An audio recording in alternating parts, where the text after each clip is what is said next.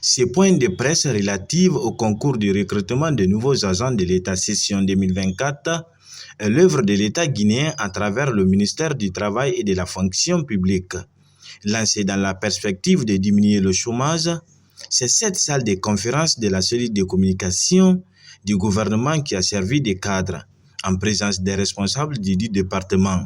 Comme vous le savez, depuis le 5 septembre, le CNRD a pris ses responsabilités pour sortir notre pays de la situation dans laquelle elle était. Et dans sa communication relative au programme qu'il comptait mettre en œuvre, le président de la République, le chef de l'État, le général de corps d'armée, Mamadi Doumbouya, a annoncé plusieurs chantiers, dont des chantiers sociaux. Parmi ces chantiers sociaux, il a annoncé qu'il allait recruter des jeunes qui sont en situation de chômage pour qu'ils deviennent des fonctionnaires pour servir l'administration publique guinéenne. Et cela, en plus des autres efforts qui sont consentis pour promouvoir la création d'emplois dans le secteur privé en République de Guinée. Et conformément à cette vision, le gouvernement s'est engagé dans l'organisation de ce concours de recrutement des nouveaux agents à la fonction publique. Depuis novembre 2023, des actions fortes ont été posées dans ce sens avant ma prise de fonction. C'est pour cela que je voudrais, avant de décliner tout le programme, remercier ici les cadres du ministère du Travail et de la Fonction publique pour tout le travail qu'ils ont abattu et qu'ils continuent d'abattre pour rendre cet engagement du chef de l'État effectif. Donc, pour l'organisation effective de ce concours de recrutement des nouveaux agents à la fonction publique. Il y a eu plusieurs concours de recrutement en République de Guinée. Et ces concours sont caractérisés par plusieurs aspects, notamment la lenteur dans la publication des résultats, donc l'opacité dans le processus d'organisation des dits concours, et parfois même des concours organisés sans résultat. Je peux citer autant d'autres aspects caractéristiques. C'est pour cela qu'il était question de tirer les leçons du passé. Nous avons fait ce travail au niveau du ministère. Et cette fois-ci, nous avons décidé d'organiser un concours qui tienne compte de ces leçons apprises pour garantir l'intégrité, pour garantir la transparence, pour garantir la fiabilité des résultats, mais aussi pour promouvoir le mérite. On recrute pour l'administration publique. Quand on recrute pour l'administration publique, on cible l'élite. C'est l'élite que nous voulons recruter pour servir l'administration publique. On veut rompre avec le passé.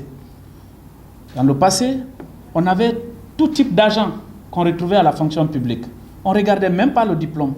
Les gens partaient sur Internet, fabriquer des diplômes pour se faire recruter à la fonction publique.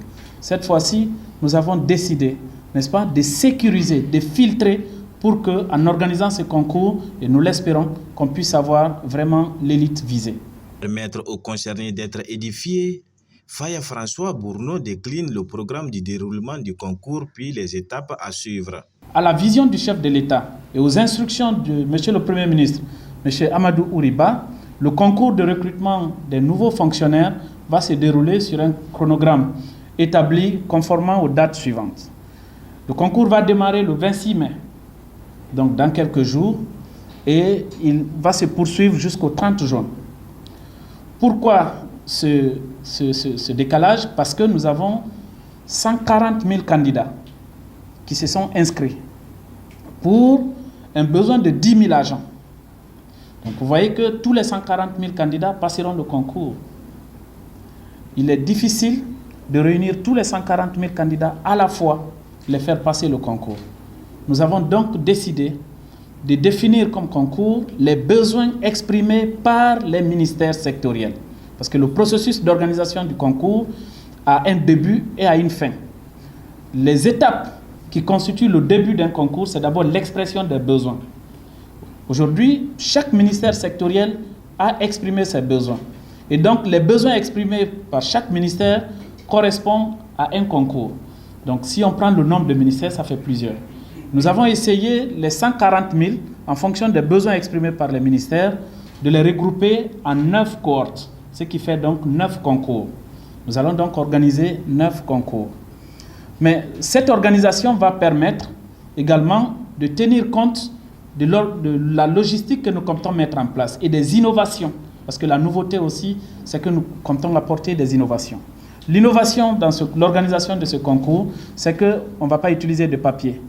Il n'y aura plus de papier, il n'y aura donc pas de correcteur, il n'y a pas de saisie de notes. Donc on veut réduire l'intervention humaine dans ce processus pour garantir, comme je l'ai dit, la fiabilité, la transparence et pour recruter ceux qui méritent. Nous allons donc procéder à un système de passation des épreuves axé sur les QCM qu'on va paramétrer dans des supports, n'est-ce pas, électroniques. Et donc on va utiliser des plateformes pour permettre aux candidats de passer des épreuves sur des tablettes. Donc on va utiliser des tablettes. Les candidats seront dans les salles, ils trouveront des tablettes installées. Une fois dans la salle, vous trouverez la tablette devant votre place. En fonction de votre PV, vous introduirez votre PV, l'épreuve va s'afficher, vous allez dérouler l'épreuve pour répondre aux différentes questions. Et c'est à travers cette plateforme que vous allez soumettre le traité de l'épreuve. Et une fois cela fini, ça va permettre au ministère du Travail et de la Fonction publique d'avoir des résultats le plus rapidement possible. Ça va éliminer tout ce qu'on parle de correcteurs. Vous savez, dès qu'on parle de correction de 140 000 copies, il y a des aspects que ni vous ni nous ne pourrons maîtriser. Donc on élimine cette chaîne qui est une source de corruption le plus souvent, une source de tripatouillage des notes. Ça élimine tout ce qui est saisie manuelle des notes, parce que c'est une plateforme, c'est un algorithme qui va automatiquement calculer des notes. Et l'algorithme a une syntaxe qui permet, n'est-ce pas, de faire des vérifications par qui que ce soit et à tout moment. Tout cela pour garantir la transparence dans le processus d'organisation de ce concours. Donc le concours, je reviens là-dessus, c'est du 26 mai au 30 juin. Le concours se passera en 9 cohortes, donc il y aura 9 concours qui vont se dérouler. Le concours se passera sur des tablettes pour introduire une innovation, n'est-ce pas, qui va permettre d'utiliser le digital pour garantir la fiabilité et la transparence. Freiner le sale boulot, le numéro 1 du ministère du Travail et de la Fonction publique avertit ceux qui tenteraient de s'inscrire dans la fraude pour passer le concours. Mais cela dit, le concours sera hautement surveillé. Le dispositif organisationnel prend en compte des surveillants qui seront dans la salle pour garantir qu'il n'y aura pas de communication entre les candidats, mais également garantir qu'il y aura un support minimum qui sera offert aux candidats. On va dire que c'est difficile, certains ne savent pas utiliser des tablettes. Nous avons pris tous ces aspects-là en compte. Il y aura des assistants techniques qui seront dans les différents centres pour apporter une assistance minimum aux candidats qui seront en difficulté. Cette assistance se limitera à un strict minimum qui sera orienté sur comment remplir le questionnaire, mais il n'interviendra pas dans l'orientation d'un candidat sur la bonne réponse ou la mauvaise réponse à cocher. Tout cela, c'est pour garantir davantage la fiabilité, l'intégrité et la transparence liées à ce concours. Alors, nous avons également retenu des centres dans lesquels le concours va se passer, je veux dire des villes. Nous avons retenu 9 villes. Depuis 2023, comme je l'ai dit, cette planification avait déjà été faite. Donc 9 villes ont été retenues. Donc, Conakry est une ville retenue pour passer, dans laquelle le concours va se passer. Kindia est retenu comme ville. Boké est retenu comme ville. Mamou est retenu comme ville. Labé est retenu comme ville. Gekedou, Farana, Kankan et Zérekore. Voici les 9 villes qui avaient été préalablement retenues et que nous avons reconsidérées dans le cadre de la planification actuelle. Donc, voici les modalités, n'est-ce pas, essentielles d'organisation de ce concours. Et également, nous prendrons toutes les dispositions pour éviter que les candidats viennent avec des téléphones dans la salle. Les téléphones ne seront pas admis. Mais également, pour un candidat, pour entrer dans la salle, il te faut présenter quand même la pièce d'identité. C'est la pièce d'identité qui vous donnera accès à la salle. Parce qu'on veut aussi vérifier que le candidat qui a déposé le dossier, c'est lui qui va passer l'épreuve dans la salle. Cela dit, je vais revenir sur quelques mesures que nous avons envisagées pour limiter aussi la fraude. Parce que la fraude, j'ai parlé tout à l'heure d'une chaîne traditionnelle de fraude qui était constituée, que nous avons éliminée cette fois-ci. Mais il y a d'autres aspects de fraude. Par exemple, un candidat peut tenter de se faire représenter par un parent, par un ami ou par tierce personne pour composer à sa place. Des dispositions seront prises dans ce sens pour que toute personne appréhendée dans une telle aventure soit traduite directement devant les juridictions.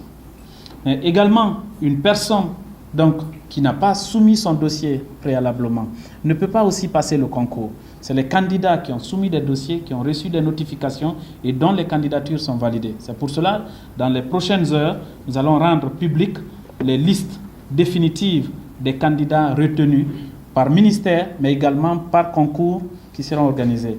Nous allons, au fur et à mesure, mettre en place un système de communication qui permettra d'informer tous les candidats en temps réel des évolutions qui se développeront. Le concours du 26, nous l'avons défini comme un concours pilote. Pourquoi? Parce qu'on apporte une innovation. Et après le 26, vous savez qu'il y a le calendrier des examens nationaux. Nous allons attendre la fin des examens nationaux pour dérouler les 8 autres concours. Ça va nous permettre aussi de tirer des leçons sur la phase pilote et d'améliorer la performance, donc la qualité organisationnelle que nous sommes en train de mettre en place pour organiser ce concours. Prévu du 26 mai 2024, ce concours de recrutement des nouveaux fonctionnaires d'État connaîtra les dispositifs de surveillance très avancés via les machines ainsi que l'assistance humaine pour bloquer toute soustraction frauduleuse afin de retenir les 10 000 fonctionnaires sur les 140 000 inscrits. À définir que plusieurs villes sont retenues pour faciliter cette compétition et que l'administration aura le plein pouvoir d'utiliser les futurs fonctionnaires partout dans le pays où les besoins se feront sentir.